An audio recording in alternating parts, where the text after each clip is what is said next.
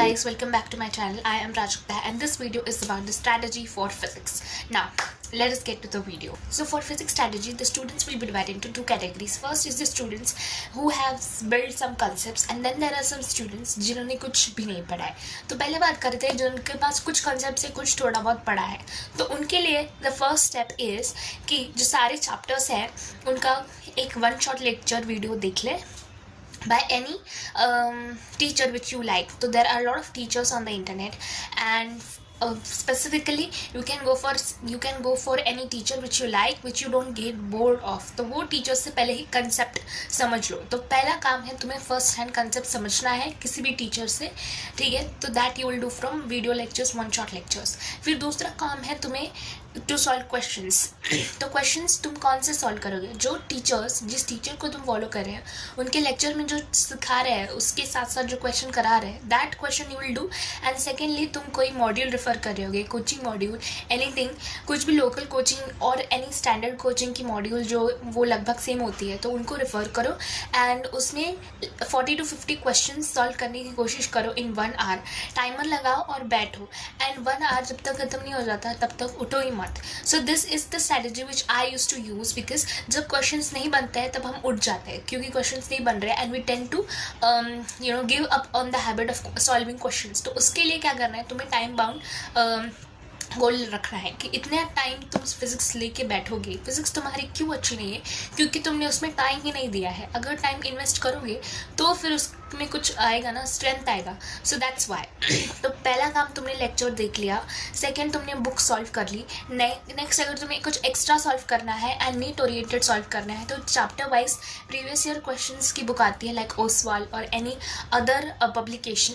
तो वही सॉल्व करो, स्पेसिफिकली वही सॉल्व करो एक्सक्लूसिवली, ठीक है ना.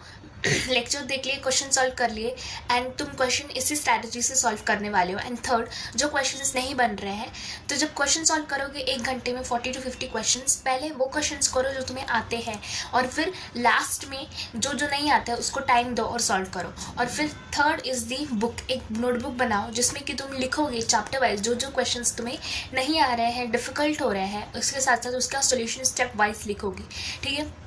ऐसी एक नोटबुक बनाओ. देन थर्ड थिंग हो गई. Then fourth thing will be ना, अभी ये तुमने एक चैप्टर ऐसे करके पढ़ लिया, लेक्चर देख लिए, तुमने उसमें क्वेश्चन सॉल्व कर लिए, डिफ़िकल्ट क्वेश्चंस आइडेंटिफाई कर लिए, बस ये तुमने एक बार एक चैप्टर के लिए कर लिया. फिर अगर तुम्हें एग्ज़ाम के पहले किसी भी कोचिंग के एग्ज़ाम हो या फिर कोई ग्रैंड टेस्ट हो या फिर तुम्हारी फाइनल एग्ज़ाम नीट के एग्ज़ाम हो, उसके पहले तुम्हें रिवाइज करना है तो उसके लिए क्या करोगे, शॉर्ट नोट्स बनाएंगे.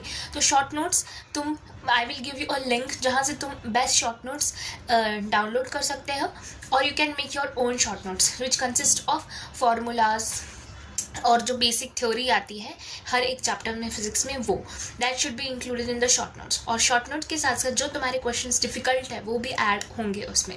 तो ये एक कंप्लीट मटेरियल होगा, short notes plus your difficult question of that chapter.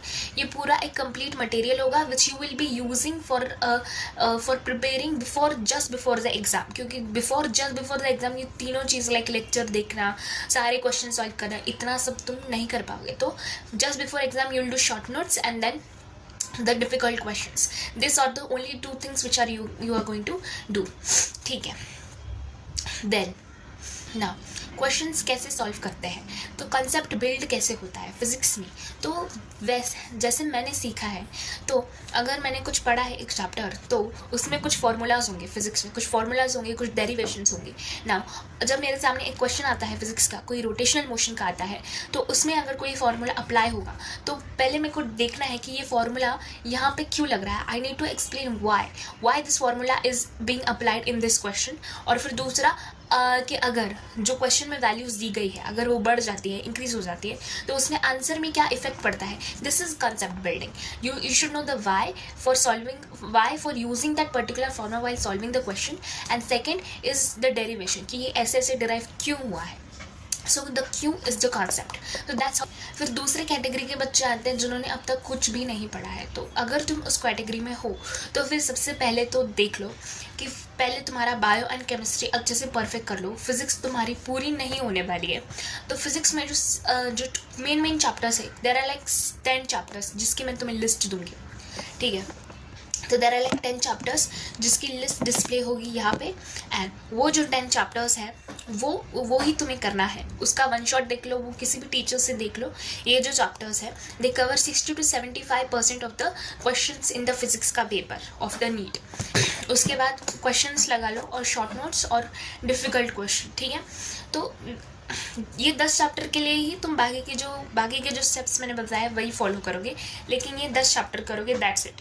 Exam में क्या होता है, जब फिजिक्स का पेपर अटेम्प्ट करते हो तो सबसे पहले वही क्वेश्चन उठाना है और सॉल्व करना है जो तुम्हें शॉर्ट आते हैं, और फिर सेकेंड टाइम जब तुम जा रहे हो फिर से क्वेश्चन सॉल्व करने में, तब जिसमें बहुत ज़्यादा कैलकुलेशन यूज़ होता है वो सेकेंड टाइम के लिए रखना है। फर्स्ट टाइम में जो शॉर्ट आते हैं, सेकेंड टाइम में जिसमें बहुत ज़्यादा कैलकुलेशन लगेगा, और थर्ड टाइम में वो क्वेश्चन सॉल्व करने हैं जिसमें टाइम लग सकता है, जिसमें सोचने में टाइम लग सकता है, या फिर बहुत मिक्स्ड क्वेश्चन है, बहुत सारे चैप्टर्स मिला के क्वेश्चन पूछा है, तो वो थर्ड टाइम में सॉल्व करोगे, ठीक है। अब 35 करेक्ट क्वेश्चंस जो फिजिक्स में करोगे is much better than 45 attempted question. तो make sure you solve correct question instead of just solving the questions.